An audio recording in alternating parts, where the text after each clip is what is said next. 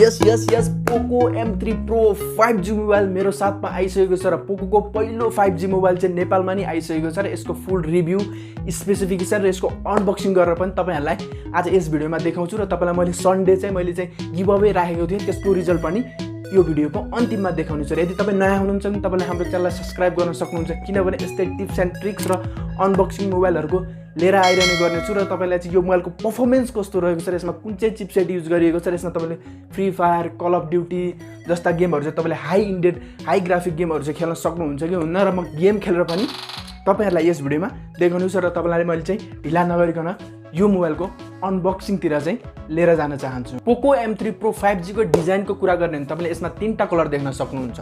एउटा पोको येलो, एउटा कुल ब्लू र एउटा ब्ल्याक कलर तपाईले देख्न सक्नुहुन्छ र तपाईले यसको वेट 190 ग्राम देख्न सक्नुहुन्छ भने तपाईले यसमा चाहिँ ड्युल सिम अथवा हाइब्रिड सिम तपाईले युज गर्न सक्नुहुन्छ र अपरेटिङ सिस्टम अर्थात OS को कुरा गर्ने भने तपाईले एन्ड्रोइड 11 MIUI 12 देख्न सक्नुहुन्छ र तपाईले चिपसेट MediaTek को डाइमेन्सिटी 707nm को चिपसेट देख्न सक्नुहुन्छ। एकदमै दामी चिपसेट तपाईले यसमा चाहिँ देख्न सक्नुहुन्छ र तपाईले यसमा चाहिँ म गेम खेलेर पनि एकछिनमा देखाइहाल्ने छु। पोको M3 प्रो 5G को तपाईले दुईटा भेरिएन्ट देख्न सक्नुहुन्छ।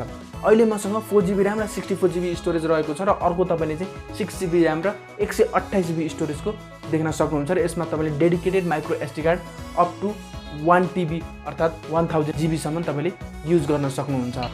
स्मुथमा तपाईले अल्ट्रामा खेल्न सक्नुहुन्छ र ब्यालेन्समा तपाईले अल्ट्रा फ्रेममा खेल्न सक्नुहुन्छ।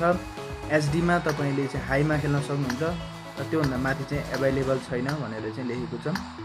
त option will be available on your device soon भनेर लेखेको छ। स्मुथमा तपाईले अल्ट्रामा खेल्नु भयो भने राम्रो परफर्मेन्स देख्न सक्नुहुन्छ।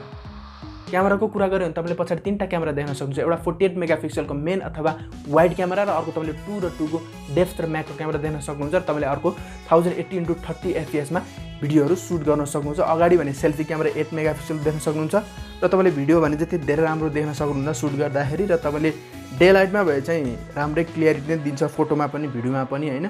तर तपाईले चाहिँ अब जस्तै बाइकहरुमा चढेर खिच्नु भयो भने चाहिँ त्यो तपाईको चाहिँ फ्रेम रेट चाहिँ एकदमै फ्लक्चुएट भएको चाहिँ तपाईले यसमा देख्न सक्नुहुन्छ र तपाईले यसमा मेन भनेको परफर्मेन्समा चाहिँ राम्रो छ किनभने यसमा डाइमेन्सिटीको 700 को चाहिँ 7nm को चाहिँ चिपसेट युज गरिएको छ।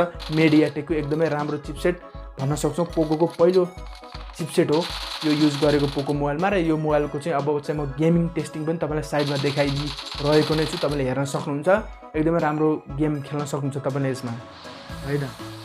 एकदमै फ्लेक्सिबल स्क्रिन रहेको छ तपाईले देख्न सक्नुहुन्छ हैन।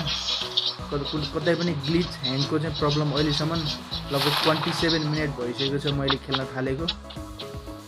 कुनै ह्याङ इस्यु चाहिँ मैले देखेको छैन। हिटिङ इस्यु भने त्यति धेरै हैन, हल्का हिटिङ इस्यु चाहिँ तपाईले देख्नुहुन्छ। फ्रेम रेट घटाएर खेल्नु भयो भने त्यो इस्यु पनि तपाईले यसमा देख्नुहुन्न जस्तो मलाई लाग्छ हैन। अहिलेसम्मको गेममा चाहिँ ह्याङको इस्यु अहिलेसम्म फेला परेको छैन। प्रोसेसर एकदमै दामी रहेको छ भन्ने यहाँबाट बुझ्न सक्छौं हामी हैन। अब तपाईलाई खेल्न आउनु पर्यो राम्रो, त्यो इम्पोर्टेन्ट। ब्याट्रीको कुरा गरे भने तपाईले 5000 mAh को ब्याट्री देख्न सक्नुहुन्छ र तपाईले चाहिँ 18 वाटको बिग डङ्गल एडाप्टर पनि यसमा तपाईले देख्न सक्नुहुन्छ। माथिपट्टि इयरफोन ज्याक र तपाईले नोइज क्यान्सलेसन र तपाईले चाहिँ एयर ब्लास्टर देख्न सक्नुहुन्छ भने तलपट्टि तपाईले चाहिँ एउटा माइक र तपाईले टाइप सी र तपाईले चाहिँ स्पिकर तपाईले देख्न सक्नुहुन्छ। साइड माउन्टेड फिंगरप्रिन्ट र तपाईले फेस अनलक पनि यसमा देख्न सक्नुहुन्छ र NFC पनि सपोर्ट गर्छ। 4GB RAM लाई 24000 र 6GB RAM लाई 26000 मा तपाईले यो मोबाइललाई किन्न सक्नुहुन्छ। डिस्क्रिप्सनमा दिएको नम्बरमा तपाईले कन्ट्याक्ट गरेर यो मोबाइल अर्डर दिन सक्नुहुन्छ। र हाम्रो गिभ अवेमा 5 जना साथी सहभागी हुनुभएको थियो र उनीहरुलाई चाहिँ मैले स्पिन व्हील एपबाट चाहिँ छनौट गरेको छु र तपाईहरुले तपाईको नम्बर मेरो इमेल बक्समा इमेल गरिदिनु भयो भने तपाईहरुले 50 RS ब्यालेन्स पाउन सक्नुहुन्छ।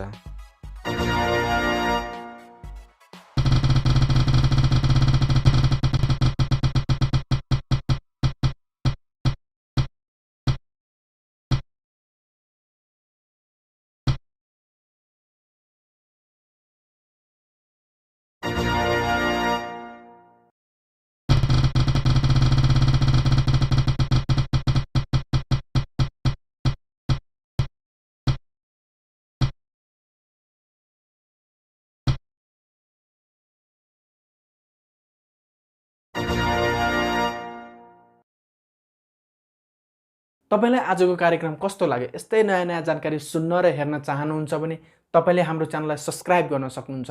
यति भन्दै आज म पनि बिदा हुन चाहन्छु। हस्त नमस्ते, बाय बाय।